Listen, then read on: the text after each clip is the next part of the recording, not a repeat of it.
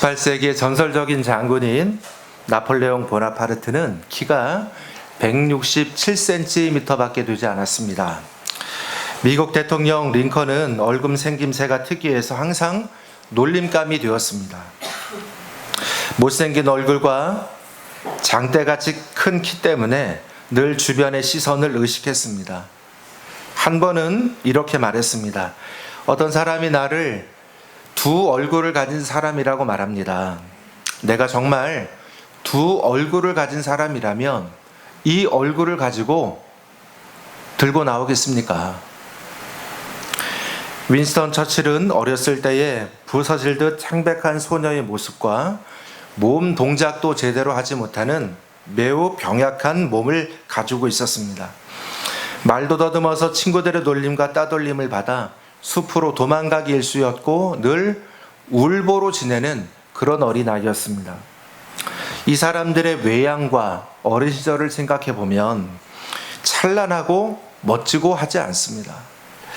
영웅의 풍모도 없습니다. 그러나 이들은 훗날 세계 운명을 바꾸었고 발전시켰고 문명을 지켜내는 대단한 인물들이 된 것을 우리가 기억합니다. 우리 교회 오늘 37주년 창립 기념주일입니다. 지나간 시간 동안 함께 하시고 인도하신 주님께 감사드립시다. 그러나 요 사이에 우리가 세상을 보고 교회를 보면 때때로 교회의 모습이 약해 보이기도 하고 부족해 보이기도 하고 세상 사람들의 비난을 당하는 모습들도 참만 있기도 합니다. 마치 앞서 말씀드렸던 사람들의 부족함처럼 우리의 교회들에도 이런 부족함이 참 많아 보입니다. 하지만 여러분, 우리가 꼭 잊지 말고 기억해야 할 것은 하나님의 역사는 교회를 통해서 이루어진다는 것입니다. 다시 말하면 하나님이 수많은 일을 행하시고 또 역사하실 때에 하나님이 쓰시고 사용하는 통로가 교회라는 겁니다. 물론 교회가 정말 문제가 있고 교회가 잘못될 때도 있어서 그때 때때로 하나님은 특정한 사람들이나 또는 특정한 선교단체나 어떤 그룹들을 통해서 일하실 때도 있기도 했지만, 그러나 우리가 장기적인 관점으로 놓고 보면, 역사를 살펴보면 하나님은 언제든지 하나님의 일을 교회를 통해서 일하신 것을 우리가 기억하게 됩니다. 그 교회 역사를 보면, 세계 역사를 보면 항상 그와 같이 흘러가는 것을 보게 되죠. 제가 최근에 초대교회사가 재미있어서 옛날에 배운 내용이지만 다시 이렇게 공부를 해봐요, 혼자. 참 재미있습니다. 그러면서 또 동시에 이런 생각이 들어요. 그 초대교회 때는 우리가 이제 왜 사도신경 공부도 하고 하잖아요. 우리가 오후 예배 때. 그런데 이 사도신경에 나오는 그 내용의 고백, 그 신앙에 정리된 내용들이 다 초대교회 때 이루어진 거예요. 그런데 참 묘하게도 그 과정을 보면 어떨 때는 우리가 현재 고백하는 이 예수님에 대한, 예수님은 이런 분이야 라고 하는 내용과 반대되는 얘기가 또는 다른 이야기가 참 많이 있기도 했습니다. 예를 들면 예수님은 참 신이며 참 인간이다. 그런데 초대교회 때부터 이런 고백이 있었냐? 원래부터 아니라는 거예요. 예수님은, 어떤 분들은 예수님은 아주 귀한 분이지만 신은 아니야. 인간은 맞지, 신은 아니다 하는 분도 있고, 또 어떤 사람은 이게 무슨 소리냐? 예수님이 신이지. 그리고 예수님이 어떻게 이렇게 한계 있고 흠 많고 부족함 많은 인간일 수 있겠느냐? 예수님은 그저 신이지 인간일 수가 없다. 그런데 그런 와중에 예수님은 참 신이며 참 인간이다 라고 하는 이 주장도 있는 거 아니에요? 이 세 가지가 다 막 버무려 갖고 어우러져 가지고 수많은 논쟁과 갈등이 있어요. 그런데 그 속에서 참신, 참 인간이라고 말하고 고백했던 그 내용이 그 당시의 세력으로 보면 제일 강한 세력이냐? 아니에요. 제일 강한 세력이 아니에요. 하지만 최종적으로 우리가 신앙의 내용을 정리할 때 예수님이 어떤 분이냐? 참신이고 참 인간이라는 것으로 정리가 돼요. 그러니까 이런 식으로 하나하나 믿음의 내용을 정리해 가게 되는데, 얼핏 보면 그거 다 인간이 하고 사람이 한 것 같죠. 세상에 누구들은 그렇게 얘기하잖아요. 저 기독교 교리라고 하는 것도 다 인간이 정한 거야. 그래요. 얼핏 보면 사람들이 결정한 것이 맞으니까 그렇게 한 것이 맞은 것 같지만, 그러나 과정의 내용을 상세하게 주의 깊게 보면 이게 과연 인간이 한 건가? 뒤에 역사실은 하나님의 은혜와 하나님의 섭리가 사람을 통해 일하는 거죠. 할렐루야. 그래서 그 사람을 통해 일한다는 것에 결국 또 다른 표현이, 하나님의 일은 교회를 통해 일하신다는 겁니다. 그래서 우리가 교회가 귀하고 소중한 거죠. 이 세상에 만약에 교회가 없다면 여러분의 믿음은, 여러분은 어디에서 전도를 받을 것이며, 여러분이 전도를 받았다 해도 어디에서 신앙을 배울 것이며, 여러분의 신앙을 어디에서 성장시킬 것이며, 그 여러분의 믿음을 어떻게 해서 전수하고 가르쳐 줄 수가 있겠습니까? 그래서 교회가 하나님 안에서 귀하고 값진 공간이 되는 것입니다.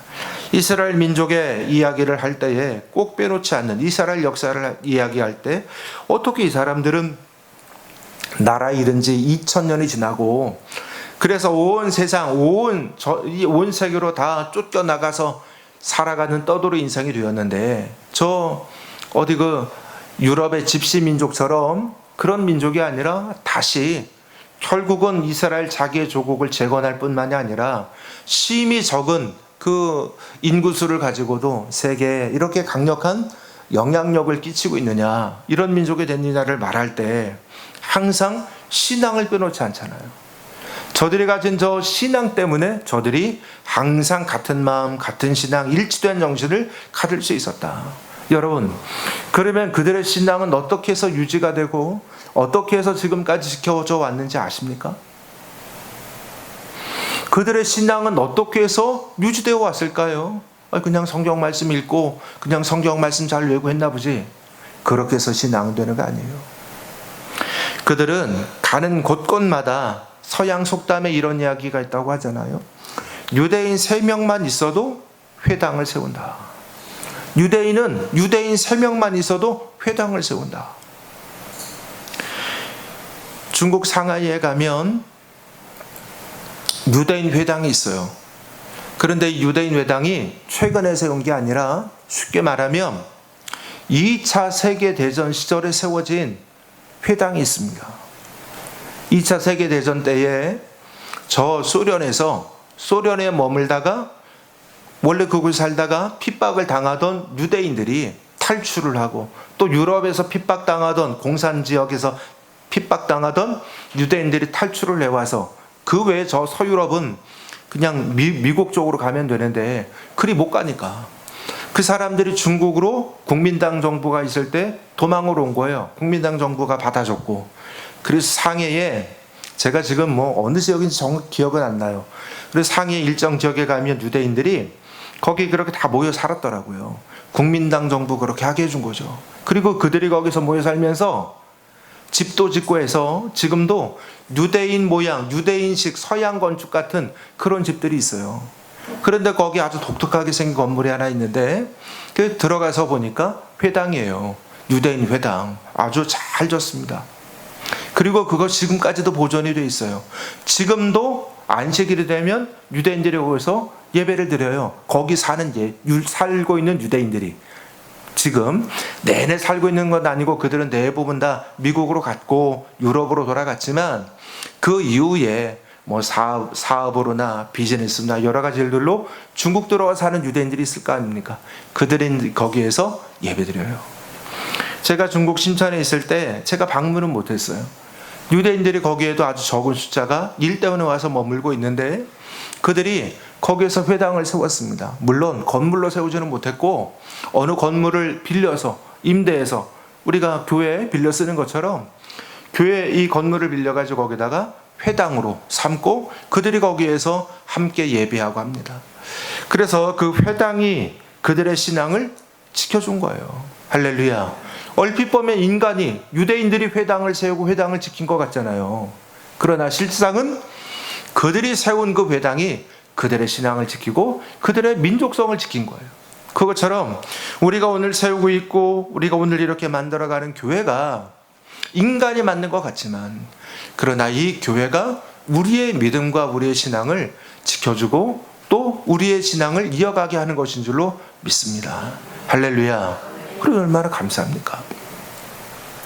하나님은 못하실 것이 없으신 전능자이시지만 주님의 뜻과 구원의 역사를 바로 이 교회를 통해서 이루어 가십니다. 그래서 여러분, 세상에 예를 들어서 우리가 성경 보면, 뭐 성경 아니더라도, 자, 몸이 아파요. 우리가 기도로 나을 수도 있죠. 그런데 기도로 낫지 않더라도 병원 가면 고칠 수 있어요. 몸 아픈 거. 우리가 배우는 거 성경을 통해 배우죠. 그런데 냉정하게 말해서 성경을 통해 배우는 거 아니어도 학교 가면 배울 수 있습니다. 책 보면 배울 수 있어요. 돈 버는 거, 세상에서 우리가 돈 버는 거 여러 가지 배울 수 있어요. 그런데요, 그거 말고 하나님을 알고 영생을 알고 구원을 알고 천국을 아는 것, 교회 말고 어디에서 배울 수 있습니까? 가난하고 어려운 사람들 도와주는 거 해야죠. 그런데 그거 교회에서 해야 될 일이 맞지만 교회 아니어도 사회복지단체에서 합니다. 세상에 문제가 많습니다. 지적하고 하는 거 일반 사회단체에서도 많이 합니다. 그래서 그런 어려움들이 그 가운데 있는 거죠. 그러니까 유지는 세상에서 병 고치는 것도 세상에서 할 수 있고, 배우는 것도 할 수 있고, 사회에서 어려운 일을 당하는 사람들 도와주는 것도 세상에서 할 수 있다. 그런데 그 세상에서 유일하게 못하는 게 뭐냐면 복음을 알려주고 그 영혼의 구원을 알려주고 그 영혼이 하나님 앞에서 소중한 영혼 된다는 것을 알려주는 것은 교회밖에 할 곳이 없기 때문에 교회가 그래서 귀하고 중요한 자리가 되게 되는 줄로 믿습니다. 할렐루야. 각각의 기능이 있는 거 아니에요. 각각의 기능. 병원인데 병원 갔는데 사람을 안 고쳐줘요. 사회복지단체인데 어려운 사람이 갔는데 그냥 관심이 없어요. 학교를 갔는데 가르쳐주는 게 없어요. 그럼 그들의 근본 존재 이유가 없는 거죠. 마찬가지로 교회는 교회의 근본의 뜻이 있다. 우리가 이것을 잊지 않아야 할 줄로 믿습니다. 그러면 이렇게 우리가 교회의 근본을 생각하면서 우리가 주님이 기뻐하는 교회가 되는 것, 다시 한번 우리가 교회의 기본을 생각하면서 교회는 무엇하는 곳인지 우리가 생각하며 오늘 말씀을 상고하고자 합니다. 첫째로 교회는 하나님 받으시는 예배를 드리는 곳입니다. 할렐루야. 그것이 교회예요. 교회와 성도가 해야 할 일들을 다 줄여서 한 가지만을 말해야 한다면 그것은 예배입니다. 하나님은 예배를 통해서 섬김을 받으시고 높임을 받으십니다. 또 그러기를 원하십니다. 그러므로 성도는 하나님 앞에 예배하고 또 하나님 앞에 정성으로 우리가 주님 앞에 엎드림으로 나아가는 예배가 되게 하며 참 예배를 드리는 것에 힘써야 합니다. 그래서 우리의 예배는 주님의 영광을 높이고 하나님을 만나고 주님의 음성을 만나는 그런 예배가 되도록 힘써야 하는 것입니다. 초대교회가 강력했던 것은 이런 예배가 있었기 때문입니다. 초대교회 성도들이 돈이 많았습니까? 초대교회 성도들이 숫자가 많았습니까? 초대교회 성도들이 권력이 있었습니까? 그런 것 하나 없었지만 우리는 누구나 다 초대교회가 강했다고 생각하고 초대교회처럼 되기를 원합니다. 그런데 정말 초대교회처럼 되기를 원한다면 예배하기를 힘쓰는 성도들이 되어야 됩니다. 우리는 다 부질병 중에 초대교회처럼 되어야 됩니다. 지금의 교회는 뭔가 다 변질되었습니다. 그런데 그래, 변질됐다고 칩시다. 그럼 초대교회의 본질이 뭡니까? 그냥 가난한 사람 구제해 주는 겁니까? 거기 나오는 것처럼 그냥 날마다 모여가고 같이 먹었다고 했잖아요. 잘 먹는 것이 우리 교회의 본질입니까? 아니요. 초대교회의 가장 근본은 예배입니다. 여러분, 스데반 집사 또 초대교회 수많은 성도들이 순교를 당하면서도 웃었잖아요. 여러분, 그들이 그 신앙, 그 독해 보이는 그 굴복하지 않은 신앙의 힘이 어디서 나옵니까? 예배에서 나오는 겁니다. 할렐루야. 초대교회의 강력함이 여러분 다른 데서 다른 면면으로 찾으려고 그러면 해석을 잘못하는 거예요. 초대교회의 강력함은 내면의 힘, 영적인 힘, 그 강력한 힘인데 그것이 바로 예배에서 나온 것입니다.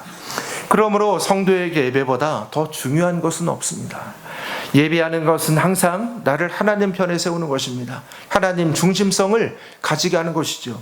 예배를 대하는 태도는 영적 청진기와 같습니다. 성도의 예배와 또 이 예배에 대한 자세와 태도를 보면서 그의 영적인 상태를 진단할 수 있습니다. 여러분, 우리 어떤 분들을 보면 이런 분이 있어요. 우리가 예배할 때 될 수 있으면 우리가 정말 정성을 다해서 예배하기를 다 힘쓰잖아요. 그런데 본인도 그런 마음이시지만 이상하게 예배만 드리면 줘라. 조시는 분이 있나요? 없는 것 같아. 걱정 마세요. 어떤 분은 예배만 드리면 줘라. 그래, 뭐 그럴 수 있죠. 그럴 수 있는데 또 동시에 제 마음에는 거기에는 영적인 어떤 이유가 있다고 생각합니다. 정말로 그분이 지금 그의 영혼이 졸고 있는 상태이지 않을까요? 그의 영혼이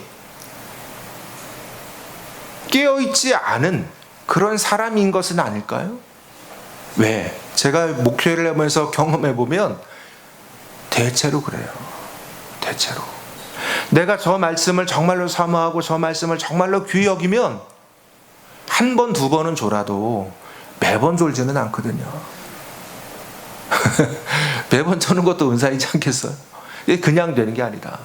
그러므로 여러분, 우리가 정성과 우리의 중심을 다하면 졸지 않습니다. 그리고 우리가 깨어서 정말 어떻게든 최선과 정성의 예배가 내가 하려고 하는 것만이 아니라 자동으로 되게 되어 있는 겁니다. 예배 시작 전에 10분 전에 교회 나와서 우리가 예배 준비합시다 이야기하죠. 기도로 준비합시다. 오신 분 먼저 기도하세요.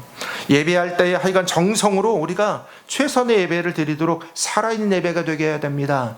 예배 시간에 다른 생각하려고 하지 마세요. 세상에 있는 것들, 세상에 두고 온 것들 잠깐 그냥 다 잊어먹으세요.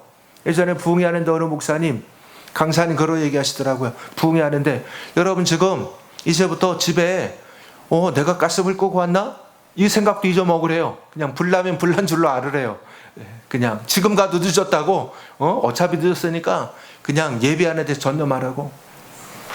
일면 옳다고 생각해요. 그만큼 예배에 전념하고 집중하는 마음을 가지자 하는 이야기 아닐까요? 여러분, 그렇게 우리가 온 정성을 다하는, 마음을 다하는 그런 예배를 드릴 때 성도가 돌아가는 시간이 될 때 그의 영혼과 심령에는 새 힘과 새 은혜를 얻어서 능력 있고 기쁘고 또 희망찬 그런 발걸음으로 돌아가게 될 줄로 믿습니다. 어떤 성도는 바쁘다고 예배에 나오지 못하는데 여러분, 예배를 걸을 정도로 바쁘다는 것은 심각한 문제가 있는 겁니다. 할렐루야. 예, 정말 어떨 때 이렇게 어쩔 수 없이 그런 순간이 있을 수 있지만, 그런데 어떤 분들은 너무 습관적인 분들이 있잖아요. 지난주에 못 오셔? 바빠서요. 근데 너무 습관적이야. 너무 자주 그래. 여러분, 왜 심각하냐? 그가 말하는 그 바쁨이 하나님 들으실 때 너 정말 그렇게 바쁘니? 알았어. 내가 너 좀 덜 바쁘게 해줘야겠다. 하실 수 있지 않겠어요? 힘써 예배하면 하나님이 주목하고 받으시는 사람이 됩니다. 아브라함이, 야곱이 가는 곳곳마다 예배했다고 나오잖아요. 성경에 가는 곳마다 그가 머무는 자리들마다 예배를 했어요. 그런데 그가 예배하는 자리마다 하나님의 그 예배를 받으셨어요. 다윗도 마찬가지였어요. 그러고 보면 아브라함, 야곱, 다윗, 그 외에 수많은 믿음의 사람들 다 이 사람들이 귀한 인생이 된 것은 그 비결이 이들이 똑똑하고 잘나서가 아니라 예배하는 사람이었기 때문입니다. 우리 성도들도 그런 인생이 되시기를 기원합니다. 개포감리교회에 장로님 중에 한 분이 우리나라 대법관 출신이신 분이 있으시다고 해요. 대법관이면 제일 높으신 분이지 않아요? 예. 그런데 그 장로님의 소원이 있습니다. 그 교회에서 부목사님 하신 목사님한테 제가 들은 얘기예요. 그 장로님의 소원이 뭐냐면 자기가 대법관을 해서 너무 바쁜 거예요. 예. 그래서 대법관 빨리 임기 잘 마치고 소원이 잘 마치고 싶대. 소원이 왜 그러시냐고. 자기가 너무 바빠서 새벽기도 나오기가 힘이 들어서 못 나옵니다. 빨리 이거 그만두고 자기 새벽기도 하고 싶습니다. 지금은 이게 내게 주어진 일이니까 내가 해야 되지만 제가 정말로 기쁘고 제가 정말로 행복한 새벽기도 못해서 제가 마음이 너무 불편합니다. 그래서 그분은 그거 마치는 순간, 대법관 끝나는 순간부터 새벽기도 하루도 안 빼고 나오는 장로님이에요. 할렐루야. 나라를 위해서 늘 기도하는 장로님이에요. 여러분, 이런 분이 정말로 값지고 귀한 분 아닙니까? 화려함은 없을지 몰라도 예배가 바르게 드려질 때 하나님이 받으시는 성도가 되고 그런 교회가 되게 될 줄로 믿습니다. 힘써 예배하면 손해볼 것 같지만 오히려 하나님이 그의 인생을 채워주고 그의 인생에 더해주시는 내가 있음을 믿으시기를 바랍니다. 우리 교회가 이렇게 지금까지 오게 된 것도 왜 그러냐? 쉬지 않고 예배했기 때문에 온 겁니다. 두 번째로 믿음의 교회가 있는 교회입니다. 여러분, 믿고 구한 것은 받은 줄로 믿으라 하신 주님의 말씀을 믿으십니까? 믿음의 시작과 성장에는 언제나 기도가 있고 교회의 시작과 부흥에도 언제나 기도가 있습니다. 그래서 초대교회에서 교회의 모습을 알려주는 사도행전은 곳곳마다 교회와 성도가 기도하고 있음을 보여주잖아요. 기도하는 일에 전념하고 있죠. 이 사도행전 맨 앞에 보세요. 내용을 보면, 초기의 내용을 보면 다 뭐하냐면 열심으로 모여서 예배하고 기도해요. 열심으로 모여서 예배하고 기도하고 열심으로 모여. 왜? 예배하고 기도하려고. 그것 때문에 모이는 겁니다. 먹고 놀려고 기도하는 게 아니고, 먹기도 하죠. 그 먹는 것도 왜 먹느냐? 예배하려고 모이고 예배하려고 기도하고 그러다 보니까 모였으니까 같이 먹는 겁니다.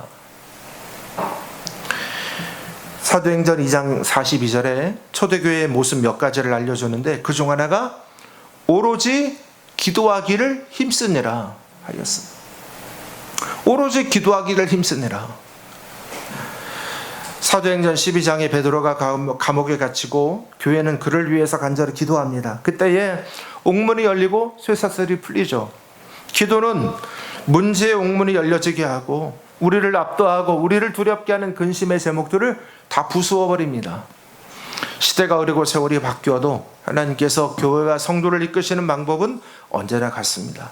하나님은 교회와 성도가 기도할 때 힘을 주시고 세상을 이기는 능력을 우리에게 더해 주시는 줄로 믿습니다. 여러분의 인생에 짐들이 있고 여러분 각자의 무거운 마음들의 내용들이 있어요. 어떻게 우리가 그것을 이기느냐? 이걸 하나 잘 넘어가면 되겠지. 인간적으로 잘 넘어갔습니다. 그 다음에 또 태산이 있어요. 그 다음에 또 큰 절벽이 나와요. 어떻게 넘어갈 건데요? 그래서 우리가 아주 근본적으로 이것을 이기는 방법은 우리가 기도하고 우리의 영역을 키워서 우리의 힘이, 내면의 힘이 커져서 우리에게 다가오는 시련의 문제를 근본으로 압도하는 능력의 사람이 되게 되시기를 주님 이름으로 축원합니다. 한 번이 아니라 10번, 2번, 100번이라도 우리 앞에 다가오는 문제들을 부술 수 있는 힘이 내게 있으면 그러면 근본으로 해결되는 인생이 되는 것 아닙니까? 오늘 말씀 8절을 같이 읽어볼까요? 시작. 그러므로 각처에서 남자들이 분노와 다툼이 없이 거룩한 손을 들어 기도하기를 원하노라. 기도할 때 하나님의 능력이 나타납니다. 하나님은 자녀된 성도의 기도를 통해서 일하십니다. 욥은 자식들과 건강과 모든 소유를 다 잃어버리고 비참한 지경이 되었을 때 그때에 하나님을 찾고 그때에 하나님의 이름을 부르고 그때에 하나님 앞에 나온 게 아닙니다. 욥은 그 이전에 그런 어려운 순간이 임하기 그 훨씬 이전에 이미 욥은 하나님과 깊은 관계의 사람이 되었고 하나님과 동행하는 사람이었어요. 아브라함이 하나님의 명을 받아서 아들 이삭을 잃게 되었을 때, 한나가 자식이 없어서 하나님 앞에 간절하게 울부짖고 있을 때, 다윗이 아들의 반역을 당하게 되었을 때, 그때 그들이 잘 순종하고 감당할 수 있었던 것은 그 이전부터 그들이 편안하고 좋았을 그때에도 하나님과 깊게 동행하고 있었기 때문인 줄로 믿습니다. 그래서 그들은 커다란 역경을 이겨낼 수가 있었어요. 여러분, 기도로 준비하는 사람이 되셔서 내 인생에 다가오는 문제를 기도로 이기는 하나님의 사람이 되시기를 주님 이름으로 축원합니다. 잃어버린 돈도 되찾을 수 있고 잃어버린 자식도 다시 얻을 수 있습니다. 그러나 잃어버린 기도의 시간은 되찾을 수가 없어요. 하루에 3번 우리가 이를 닦는다 하면 총 10분은 걸리지 않겠습니까? 그만큼도 기도하지 않는데 인생에 아무 문제가 없다면 오히려 그것이 기적이지 않을까요? 내 인생 왜 이런 어려움이 왔느냐? 한탄하지 말고, 혹시 내가 하나님 앞에 기도한 것이 너무너무 없지는 않았나? 돌아볼 수 있는 여러분 되시기를 기원합니다. 기도는 하나님을 움직이는 도구입니다. 뜨겁게 기도함으로 하나님을 일하시게 하고 하나님으로 쉬지 못하시게 하라 하신 말씀처럼 우리 서울교회와 성도들이 이런 기도의 일꾼들이 되시기를 기원합니다. 세 번째, 전도와 선교에 전력하는 교회입니다. 이런 교회를 하나님이 기뻐하십니다. 오늘 4절 말씀을 보면 같이 읽어볼까요? 하나님은 모든 사람이 구원을 받으며 진리를 아는 데 이르기를 원하시느니라. 하나님의 소원은 죽어가는 영혼, 멸망으로 치닫는 한 사람도 멸망당하지 않고 구원에 이르는 데 있습니다. 교회의 진정한 힘은 언제나 복음을 전할 때 나오게 되어 있습니다. 전도가 살아있는 교회, 영혼을 구원하는 그런 교회, 이것에 전심전력하는 교회는 언제나 힘이 있고 살아있습니다. 왜 그럴까요? 왜 그럴까요? 왜 열심히 복음 전하는 교회는 싱싱함이 있죠? 복음을 전하는 것은 나 중심이 아니라 타인 중심이 되기 때문에 그래요. 이게 무슨 얘기냐? 굉장히 중요한 얘기입니다. 여러분, 인간은 다 근본으로 자기중심적이에요. 이기적이란 말이에요. 여러분, 이기적이죠? 아니에요? 굉장한 착각인데? 인간은 다 이기적이에요. 저도 그러고 여러분도 그러고 다 이기적입니다. 안 그런 사람이 없어요. 근본이 그래요, 우리 본래가. 누구라도 다 자기중심적이고 자신이 먼저예요. 그런데 우리가 복음을 전하는 데에 힘쓰고 전도와 말씀 전파에 힘쓴다는 것은 이건 나를 위한 일이 아니에요. 그 복음을 받아들이고 그래서 예수 믿게 될 그 사람을 위하는 일이지, 나를 위해서 전도하는 사람이 있어요? 나를 위해서 복음 전하는 사람이 있느냐고요? 그 사람을 위하는 일이지. 하나님을 위한 일이며 죽어가는 이웃을 안타깝게 여기면서 그를 위해서 내가 수고하고 애쓰는 봉사이며 수고입니다. 세들백 교회 릭 워렌 목사님이 이 세상에는 2가지 종류의 신자가 있다. 하나는 세상적 신자예요. 영어로 하면 죄송해요, 영어 못하지만 월들리 크리스찬입니다. 또 하나는 세계적 신자가 있다. 세계적 월드 크리스찬이에요. 말은 비슷하죠. 월드 크리스찬, 월들리 크리스찬. 그 정확해요. 언어는 월드, 세계적인 크리스찬이고 세상적 크리스찬. 우리가 저 사람 정말 세상적이야. 바로 그 세상적 월들리 크리스찬입니다. 무엇이 다르냐? 세상적 신자는 자기 욕심을 채우기 위해서 하나님을 믿고 하나님을 섬기고 하나님을 바라요. 그래서 이 사람은 구원을 받았지만 모든 게 자기중심적이에요. 내가 은혜 받고 내가 복 받고 내가 잘 되고 내가 출세하고 그냥 내가 원하는 것 얻는 것, 이런 것에만 온 관심이 있어요. 그런데 세계적 신자, 이 세계적 신자는 자기 자신보다 하나님의 눈으로 세상을 바라보며 어떻게든 영혼들이 구원을 받고 영혼들이 하나님 앞에 돌아오며 이 땅이, 이 세계가 하나님의 나라가 되기를 꿈꾸고 있는 사람이에요. 그래서 이 사람은 열심으로 전도하고 다른 영혼들을 섬기고 다른 일을 위하는 일에 열망과 뜨거움이 있어요. 나를 위한 일이 아니에요. 타인을 위한 일이지. 복음의 사명에 열정이 있습니다. 그리고 이 사람은 부족한 자신, 나처럼 부족한 사람을 하나님이 이렇게 쓰고 계시다는 것 자체가 감사하고 기뻐요. 그래서 그런 일에 막 흥분이 일어나고 열정이 일어납니다. 하나님이 나를 통해 일하시기를 항상 기대하는 그런 간절함과 그런 열의가 있어요. 여러분은 세상적 신자입니까? 세계적 신자입니까? 우리가 돌아보기를 기원합니다. 그리고 당연히 우리는 세계적 신자가 되기를 꿈꿔야 합니다. 내가 세상적 신자의 단계에 머물러 있다 할지라도 내 마음과 중심이 세계적 신자가 되도록 나아가기를, 진보하기를 꿈꾸는 여러분 되시기를 주의 이름으로 축복합니다. 조금이라도 세계적 신자가 되어야 됩니다. 교회도 똑같아요. 교회도 여러분 왜 전도하고 복음을 전해야 되냐? 전도하고 복음 전하는 교회는 교회가 교인들끼리 싸울 틈이 없어요. 교인끼리 갈등할 틈이 없어. 왜? 전도하기도 바빠 죽겠는데요. 그런데 전도 안 하는 교회, 전도 안 하고 복음 전하지 않는 교회는 그 교인들이 남는 에너지 가지고 자기네끼리 그냥 고기석구 안에서 옹알딱 하기 때문에 자기들끼리 여기서 뭐 다투고 시험 들고 어쩌고 저쩌고 하는 얘기가 늘 일어나는 겁니다. 그래서 우리의 마음과 정성을, 중심을, 에너지를 바깥에다가 주시기를 주의 이름으로 축복합니다. 회사에서도요, 일 잘하고 회사를 복되게 하고 잘 성장시키고 회사에 유익을 주는 그런 직원은 어떤 직원이냐면 마음을 다른 데다가 둬요. 바깥에다가 둬요. 어떻게 하면 일 더 잘하지? 어떻게 하면 우리 회사가 더 잘 부흥하고 성장할까? 이런 데다가 마음을 두고 거기다가 자기의 정성을 쏟습니다.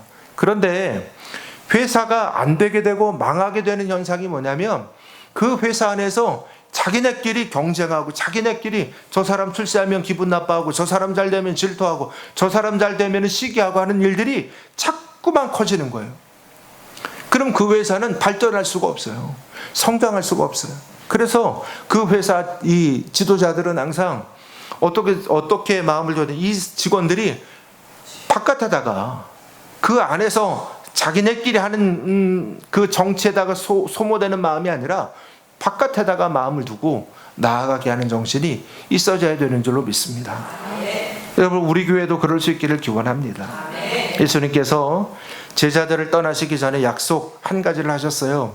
마가복음 마지막에 16장 15절부터 우리 읽어볼까요? 시작. 또 이르시되 너희 온 천하에 다니며 만민에게 복음을 전파하라. 믿고 세례를 받는 사람은 구원을 얻을 것이요 믿지 않는 사람은 정죄를 받으리라.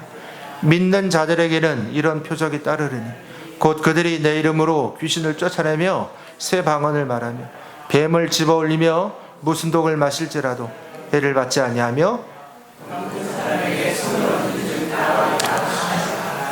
예수님이 한 가지만 명령하셨습니다. 이 나머지 뒤따라오는 것은 다 그에 대한 부수적인 얘기예요. 가장 근본이 뭐냐? 제자들에게 또 우리 믿는 이들에게 주신 아주 최종적이며 궁극적인 명령이 뭐냐? 너희는 온 천하에 다니며 만민에게 복음을 전파해라. 할렐루야. 우리가 이 시대에 아무리 세상이 변해도 우리가 앞서 말씀드린 것처럼 여러분, 교회가 세상에 줄 수 있는 가장 축복은 복음입니다. 왜? 교회가 아니면 이 복음을 전해줄 곳은 이 세상에 어떤 것도 없기 때문에 그렇습니다. 잘 먹는 거 알려주는 거 많고, 돈 잘 버는 거 알려주는 거 많고, 지식 알려주는 데 많고, 병 고치는 데 많고, 다 각각의 기능하는 데 다 많이 있는지 몰라도 하나님을 알려주고 예수님을 알려주고 천국을 알려주고 지옥을 알려주고 천사를 알려주고 영혼을 알려주는 것은 교회밖에 없습니다. 그러니 여러분, 이 교회가 이 세상에서 교회가 할 일들을 충실하게 잘 감당할 수 있는 우리 교회가 되어지기를 기원하고, 우리 성도들도 내 영혼이 우리 교회 서울교회를 통해서 이렇게 내가 영혼이 커지고 내 영혼이 이렇게 든든해지고 내 영혼이 이렇게 자라가고 있구나, 이것을 인해서 기뻐하고 즐거워할 수 있기를 예수님 이름으로 축복합니다. 37주년, 어느덧 37살이 되었습니다.